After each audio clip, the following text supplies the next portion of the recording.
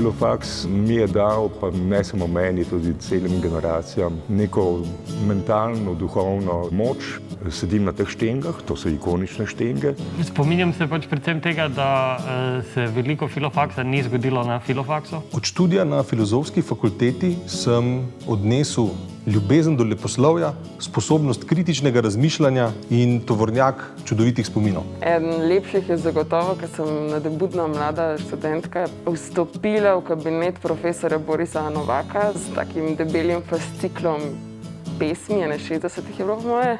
In on je to prebral. Imela sem to srečo, da sem imela v letniku sošolce, neko skupino ljudi, ki se mi je vedno zdela pametnejša od mene in zato sem še več brala. Ena res tistih največjih prednosti Filofaksa je v tem, da je pod eno streho zbranih toliko ljudi s toliko različnimi zanimanji. V bistvu se je meni na Filofaksu odprl svet.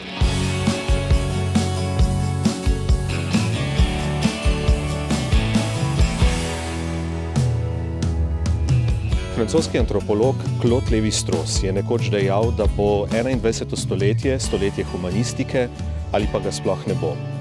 V današnji družbi je humanistika luč, ki prižiga nov dan.